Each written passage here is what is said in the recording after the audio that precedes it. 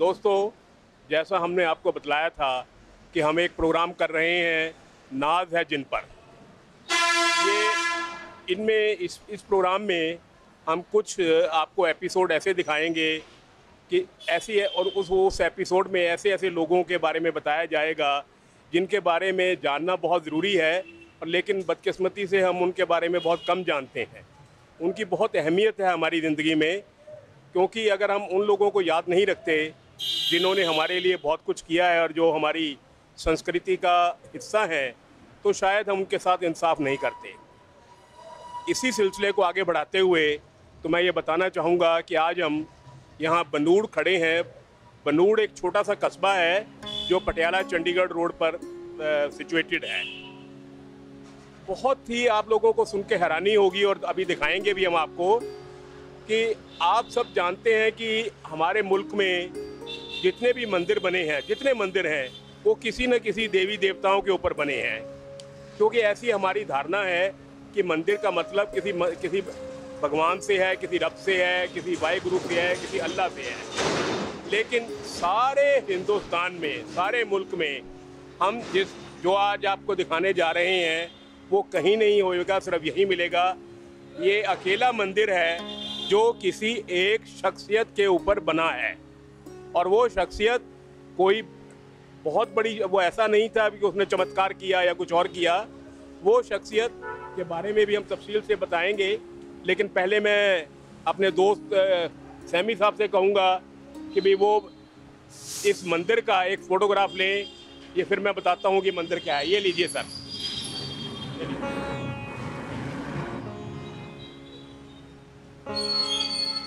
इस मंदिर का नाम जैसे आप देख रहे हैं, मंदिर बन्नो माई जी है, या कुछ बन्नो माता बन्नो कह देते हैं, कुछ माई बन्नो कह देते हैं।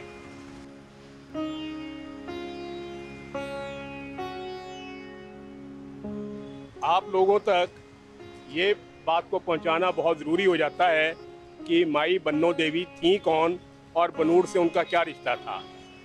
देखिए, कोई डॉक्यूमेंट्री या आर्कियोलॉजिकल प्रूफ नहीं है यहाँ किसी के पास, लेकिन हमने जितने भी लोगों से बात की, सब ने बताया कि उनके फादर्स ने बताया, उनके फोर फादर्स ने बताया कि ये कहानी कुछ ऐसे है। पहले, बहुत पहले, यानी आप मान लीजिए तकरीबन 600, 550, 600 साल पहले की बात है, तब इस शहर का नाम पुष्पनगर हुआ करता था, पुष्पनगरी हुआ करता था, क्योंकि यहाँ चमेली के फूल बहुत लगते थे, और चमेली के फूल लगने से यहाँ चमेली का इत्र बनाया जाता था जो सारी दुनिया में आगे भेजा जाता था। उन्हीं दिनों में माई बन्नो देवी का जन्म हुआ यहाँ इस पुष्पनगरी में, लेकिन तब इनका नाम नूरा था, और ये छींबा परिवार से ताल्लुक़ रखती थी। लेकिन गाने का बचपन से ही शौक़ था, और बहुत अच्छा क्लासिकल बहुत अच्छा गाती थी। जैसे जैसे ये बड़ी होती गई तो इनके घर वालों ने इनका रिश्ता किया, और रिश्ता होने से पहले, जैसे हम सब में एक रवायत होती है, सब हिंदू सरदारों में सब में एक रवायत होती है कि उनको बन्ना लगाया जाता है शादी से पहले, जिसे आजकल मेहंदी कहते हैं या बटन कहते हैं, वो लगाया गया था। लेकिन उस कुदरत को, उस रब को, उस अल्लाह को, उस वाहिगुरु को कुछ और ही मंजूर था।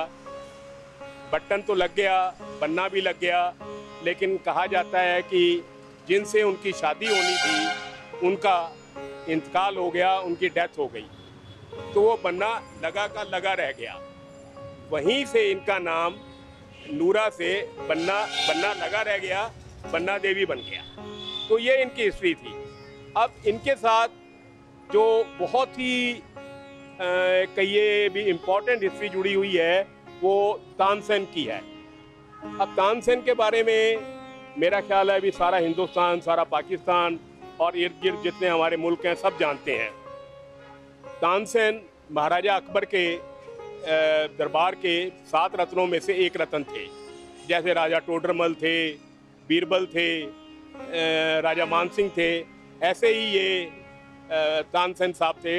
और उस वक़्त सारी दुनिया में उनको संगीत का बादशाह माना जाता था। उन बहुत बड़े म्यूज़िककार, बहुत बड़े संगीतकार थे। आजकल हम सुनते हैं कि भी वो के राजा है, कोई प्रजा है, उसकी आपस में बनती नहीं है, घर में नहीं बनती, एक दूसरे के खिलाफ कोई मोर्चाबंदी होती रहती है, प्लानिंग चलती रहती है। ये बातें तब भी थी, 550 साल पहले भी थी। अकबर बादशाह के जो बाकी रतन थे वो तानसेन साहब से अंदर ही अंदर खुश नहीं थे, क्योंकि अकबर बादशाह तानसेन को बहुत चाहते थे। तो उन्होंने एक प्लान किया, एक तजवीज़ बनाई कि किसी तरह तानसेन को हम नुकसान पहुंचाएं।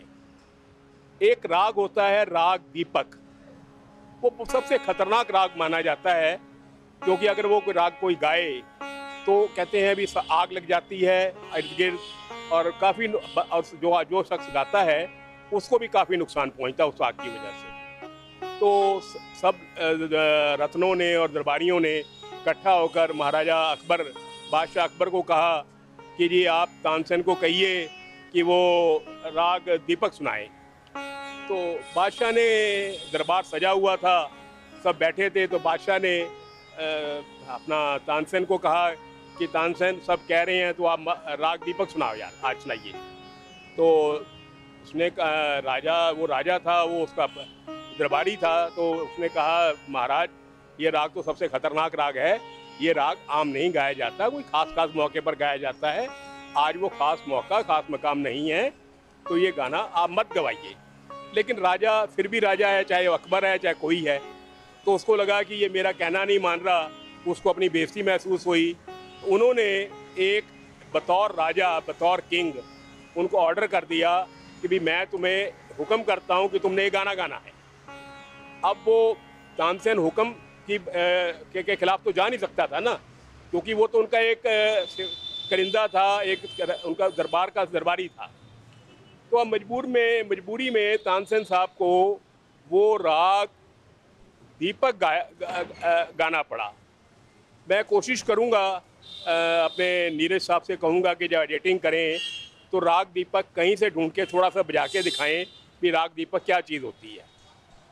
ये सब हिस्टोरिकल बातें हैं, कहीं हुई बातें हैं, इनमें कितनी सच्चाई है ये आज तक कोई प्रूफ नहीं कर पाया, लेकिन मान्यता है ये 550 साल से इस बात की मान्यता चली जा रही है।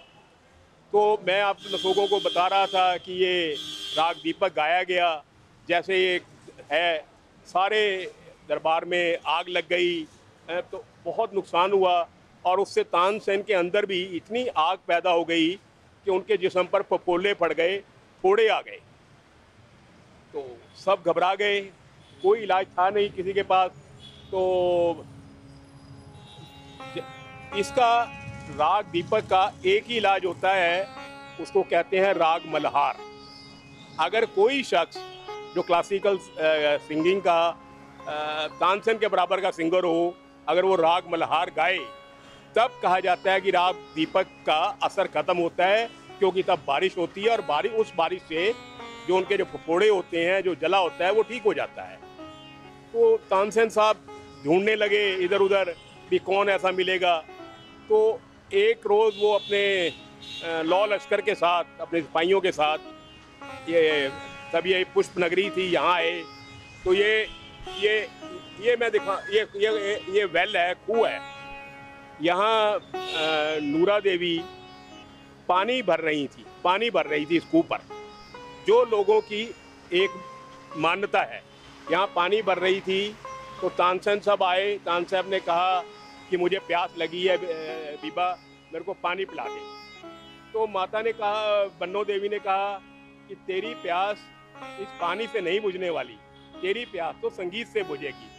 तब तानसेन साहब को लगा कि मैं ठीक जगह पर पहुंच गया हूं, यही वो औरत है जो मेरा इलाज करेगी। तब उन्होंने हाथ जोड़े उसके कि तू मेरा भाई, मेरा ये राग मल्हार गा और मेरा इलाज कर दे। तब वो यहाँ आई और यहाँ बैठकर, यहीं थड़े पर बैठकर उन्होंने तानसेन के लिए वो राग मल्हार गाया। और फिर वही मैं कह रहा हूँ, बार बार कह रहा हूँ, ये मानता है कि फिर वहाँ बहुत बारिश हुई, इतनी बारिश हुई कि उससे जो तानसेन का जो सारा अंदर गर्मी थी, जला हुआ था, फफोले थे, वो सब ठीक हो गए। तब से अपना इनके संगीत का सिक्का सारे हिंदुस्तान में चल पड़ा। अब कहानी थोड़ी और आगे बढ़ती है कि बादशाह अकबर एक बार अम्बाला उन्होंने हमला किया अम्बाला, तो उनको बताया गया था भी तानसेन का इलाज बनूड़, तब ये पुष्पनगरी थी, बनूड़ नहीं थी, और अम्बाला में कोई लंबा चौड़ा फासला नहीं था। तो उसमें भी दो कहानियां हैं जो प्रचलित हैं कि एक तो लोग कहते हैं भी अकबर बादशाह खुद आए थे इनको मिलने, शुक्रिया अदा करने।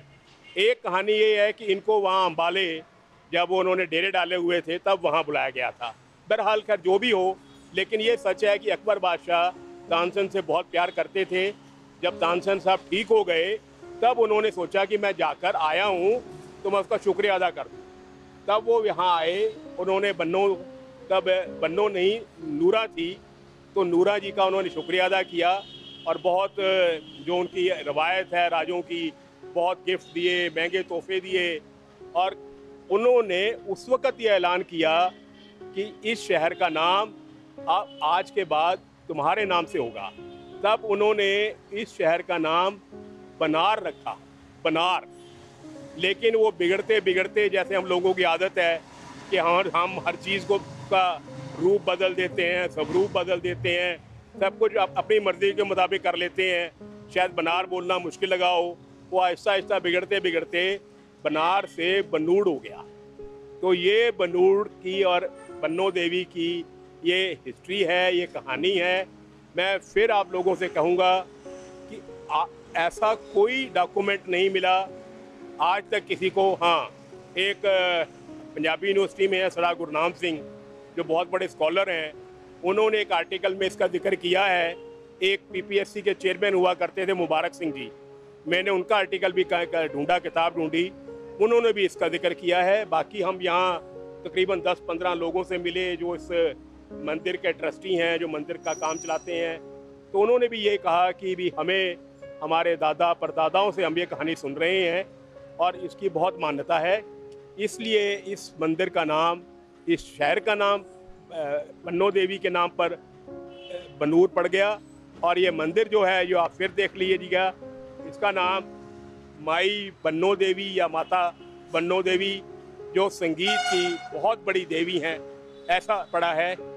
अब मैं शैंटी जी आए हैं, शायद शैंटी जी आए हैं जो इस ट्रस्ट, जो यहाँ सोशल एक्टिविस्ट हैं, बहुत काम करते हैं और इस मंदिर से बहुत मुद्दतों से जुड़े हुए हैं। हम उनसे दो मिनट गुफ्तगू करेंगे और उनसे पूछेंगे कि कुछ 2-4 बातें उनसे पूछेंगे। तो आपका बहुत बहुत शुक्रिया सर, हमारे चैनल की तरफ से, हमारे सामीन की तरफ से, हमारे ऑडियंस की तरफ से, कि आपने आने की ज़हमत उठाई। तो हम आपसे 2-3 बातें जानना चाहेंगे। एक तो ये बताइए कि भी पहले कि क्या कोई ऐसा डॉक्यूमेंट्री एविडेंस, क्या कोई आर्कियोलॉजिकल एविडेंस है जो इस बात को प्रूव करता है कि बन्नो देवी थी या तानसेन था या अकबर था, जो कहानी है, कोई ऐसा डॉक्यूमेंट आर्कियोलॉजिकल डिपार्टमेंट का या कोई और? वो गुरनाम सिंह वगैरह तो मैंने भी पढ़ा, लेकिन इसके अलावा आप क्योंकि बहुत देर से इससे जुड़े हुए हैं, कोई बात आप इनके बारे में कोई ऐसी बताएं कि जो हमारे सामीन सुन के लगे उनको भी हाँ, जो हमने आज दिखा रहे हैं वो बात काफ़ी हद तक ठीक नहीं, ठीक ही है। जी, जो डॉक्यूमेंट्री प्रूफ की बात कर रहे हैं आप, सबसे बड़ा एविडेंस तो यही है कि माता बन्नो का जो ये कुआं है, ये यहाँ है। और दूसरा, ये जो मंदिर, ये तकरीबन 500 साल 500 साल पहले के बने हुए हैं। हाँ, इनके ऊपर रेनोवेशन के बाद कुछ जैसे टाइल वर्क हुआ है, इधर माता वो बन्नो वक्त के के साथ बदलती रहती है वक्त के चीज़ें साथ, और बदलनी ही चाहिए, जी, है ना? क्योंकि इनको प्रिजर्व करके रखा हुआ है मौसम के हिसाब से या टाइम के वक्त के हिसाब से। जैसे जैसे ये इनकी उम्र चलती चलेगी तो इनको रेनोवेट किया गया। जी, तो इसके अलावा जैसे आपने खुद बताया कि किताबों में हाँ, काफ़ी लिखा, कुछ के बारे में हाँ, लिखा हुआ है। बिल्कुल है सर। रही बात आर्टिकल जो डिपार्टमेंट की बात कर रहे हैं, जी, उसके बारे में हमारे पास कोई इससे पुख्ता सबूत नहीं है कि उनके पास क्या कागजों में है या नहीं। हमने ये भी सुना है कि भी जैसे आप लोग यहाँ से हैं, आप लोगों ने अपने बाप दादा से, उन्होंने आगे बाप दादा से ये बात सुनी, तो ये भी काफ़ी हद तक सच है। आ जाइए सर आप। जी, आप ये बिल्कुल दुरुस्त फरमा रहे हैं जी कि हम जनरेशन टू जनरेशन हमारे पास बात आई है।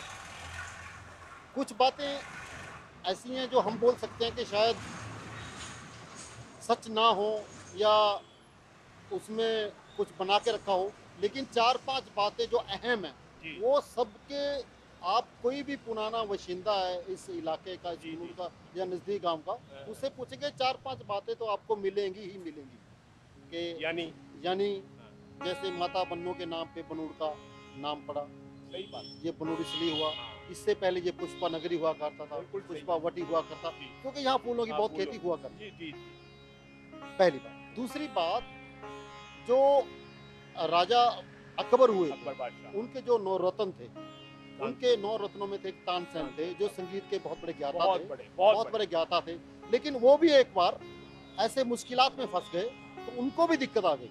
सही सही मुश्किलात ऐसे आ गए कि राजा अकबर जी ने उनको एक बार हुक्म दे दिया कि आप राग दीपक गाएँ। तो उन्होंने राजा जी को बोला कि देखिए, राग दीपक तो मैं सुना भी सकता हूँ, गा भी सकता हूँ, लेकिन ये हर एक को इतना टॉलरेट करना ये इतना आसान नहीं रहेगा, और वक्त इससे के मा- दिक्कत आ और जाती है। वक्त के माकूल नहीं है लेकिन जी जी जी बिल्कुल ठीक बोल रहे हैं आप कि लेकिन राजा के मन में किसी ने बता रखा था कि जैसे ये राग दीपक गाया जाता है, तो जो दीपक इसलिए बोल जाते हैं, और जो दीप होते हैं नजदीक में उनको जल जाते चल हैं। जाए तो राजा के मन में तमन्ना थी, ये देखें भी ये है क्या चीज है। क्या नहीं है तो उन्होंने फिर बोला कि नहीं, आप कुछ भी हो जाए, कहिए ये तो हम आप चलिए इसको सुनाएं। ये हमारा हुक्म हो गया हुक्म ही था, हाँ, हुक्म हो गया उनकी तो ना। गुजारिश भी हुक्म ही है राजा उनका का तो। राजा का हुक्म हो जी गया जी। ना। तो राजा का जैसा फरमान था, तो अपने तानसेन जी शुरू हो गए। जैसे ही दीपक राज चलता गया, और जब पूरी बुलंदी पे चला गया जी राग दीपक, जी दीप जलने शुरू हो गए। और अभी तो जब बुलंदी पहुंचते पहुंचते और जो नजदीक की चीजें थी, उनको भी अग्नि लगनी शुरू हो चुकी। इवन आखिर में ऐसा हो गया कि जो मिस्टर तानसेन थे, उनका खुद का शरीर वो भी अंदर से क्या बाहर झुलसने शुरू हो चुका, उसको भी हल्की हल्की जो ताप था, तो फुल्ले पड़ गए जी जी, वो पलने शुरू हो गए। तो अब उसका इलाज कोई नहीं है। जी, अब तो रोकने के लिए बोला गया, रुक तो गए, लेकिन वो शरीर ऐसा हिसाब किताब बन गया, जो नुकसान तो होना था हो गया काफी ज्यादा नुकसान हो जी गया। जी जी लेकिन उसका जो इलाज था, वहाँ के जितने भी वहाँ लोग थे उनके पास नहीं थे। लेकिन किसी ने वहाँ पे बताया कि आप एक बनूड़ नाम का एक कस्बा है, कस्बा है वहाँ पे आप जाएं, तो वहाँ पे एक संगीत की देवी है, माता बन्नो। तब शायद इनका नाम नूरा था जी जी हाँ, बिल्कुल, बाद में एग्जैक्टली आपने हुआ। बिल्कुल ठीक बोला। तो उनके पास जाया जाए, तो वो एक बहुत छोटी उम्र थी उस वक्त, सही लेकिन बात। ये शुरू से ही संगीत की देवी थी, तो बिल्कुल। उनके पास आने के लिए बोला गया, तो यहाँ पे वो आए। तो आने के बाद तो माता बन्नू यहीं कुएं के पास यहाँ बैठी थी, तो उसने पानी की गुजारिश की कि हमें पानी पिलाया जाए। तो माता बन्नू ने उनका शरीर देखते ही बोला कि नहीं, पानी की जरूरत नहीं है आपको किसी और चीज़ की जरूरत है। तो उनकी बात समझ में आ गई कि नहीं, यही संगीत की देवी है, यही है जो जिससे हमारा इलाज कर सकती है, जो जिसके पास हमारा इलाज है जी। तो उन्होंने गुजारिश की कि मेरे वास्ते ऐसा, मेरे को दुख तकलीफ है, तो आप इसके बारे में कुछ कीजिए। बोले इसका एक इलाज है, राग मल्हार, वो गाया जा सकता है। तो उसने विनती की माता को कि आप करिए कर्म कीजिए अब प्लीज हाँ, प्लीज कुछ कीजिए, कर्म कीजिए, ताकि मैं निजात अपने आप पाऊं इस टॉलरेट नहीं कर पा रहा, जो ये तकलीफें हो इस रही हैं, तकलीफ से छुटकारा जी मिले जी, मेरे को निजात मिले। हाँ बिल्कुल तो माता बन्नो ने फिर राग मल्हार गाया, चारों तरफ बादल ही बादल हो गए और बारिश शुरू हो गई। वो बारिश की बूंदें जैसे ही उस शरीर पे पड़ी, बड़ी संगीतकार जहाँ तानसेन जी पड़ी। के जहाँ जहाँ पड़ते चले गए, वहाँ तो उनका शरीर ठीक होता चला गया।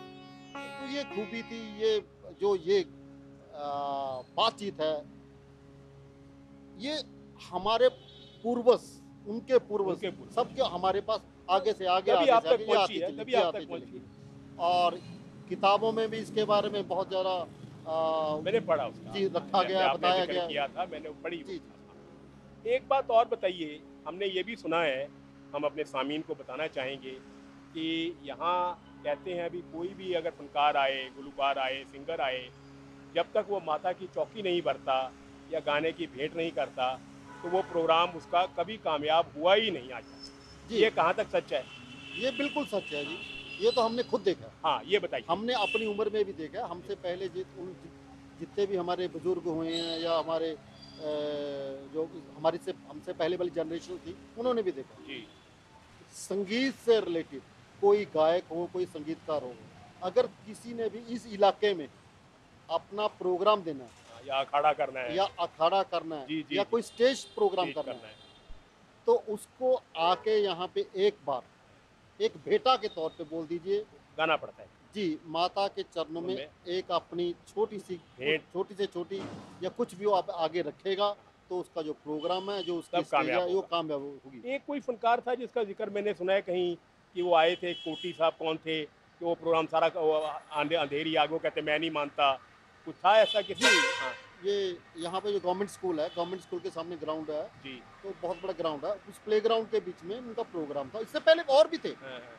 तो उन्होंने किसी की हो भी जाती है कि हाँ, मैं इन चीज़ों मैं को मानता मानता नहीं। नहीं हाँ, कई कहते हैं मैं नहीं मानता। हूँ। जी, तो उनको लोगों ने बताया कि जो उनके साथ जी, शागिर्द थे, शागिर्द थे। जो हाँ, जी, जी, जो हाँ जी, जी, जो एक्कम्प्लिस थे। बाजा बजाने हाँ, वाले हाँ। थे या ढोलक बजाने वाले थे, जी, जी, जी। कि यहाँ पे ऐसी मन्नत है, यहाँ लोगों ने बताया है कि अगर आप माता बन्नों को जाके माथा टेकेंगे, गुजारिश करेंगे, तभी आप सक्सेस हो पाएगी स्टेज अपनी, नहीं तो मुश्किल है। तो उन्होंने बोला मेरे को कोई दिक्कत तो नहीं मैं है। तो मानता ही नहीं थी। तो जैसे ही स्टेज शुरू होने लगी, जी, तूफान बहुत तगड़ा बहुत है, ज़बरदस्त एक तूफ़ान। एक चीज उड़ गई वहां पे, जितनी भी कनात थी, सब उड़ गया कपड़ा था, मेरा। जो स्टेज के पट्टे थे, सब उड़ गए। तो बिना किसी देरी किए फिर वहाँ आए, वो आए, माथा टेका माथा टेका, और गलती अपनी गलती गलती सवारी। हाँ, गलती मानी, और बेटा के तौर पे अपनी दो तीन लाइनें जो उनको सुनाई। गाने थे क्या वो या एक किया। भेंटा थी माता जी को अर्पित अर्पण की, की, अर्पित की। अर्पण करने के बाद फिर वहां पे गया, तब फिर तक कामयाब। माहौल फिर साफ हो फिर गया था। कामयाब। और इतनी बढ़िया स्टेज चली, तो उसके ने औरों को भी बताया उसने, इवन जितने रामलीला के बीच में जितने भी यहाँ पे फनकार आते जी, हैं, जी। उनको भी ऐसा है कि उनको एक दिन यहाँ पे प्रोग्राम करना ही करना हो। पड़ा। अच्छा, जैसे ये आपका ये मंदिर है, आप बहुत अच्छा काम कर रहे हो, करते हो, तो कोई ऐसा सालाना रखा हुआ है उनका आपने, कोई उर्स वगैरह या उनका जन्मदिन, कुछ ऐसा कोई फिक्स डे है कि जब यहाँ कोई चौकी भरी जाती है, मेला होता है या फनकार आते हैं? जैसे हमारा पटियाला आपके साथ में ही है, वो जो है अपना मालवा सिनेमा के पास जो पीर बाबा रोडे शाह की है, तो वहाँ एक दिन मखसूस है, फिक्स है, कभी गुरदास आया, कभी कोई आया, वो करते ही करते हैं। तो आप लोगों ने ऐसा किया या नहीं हुआ, क्या है?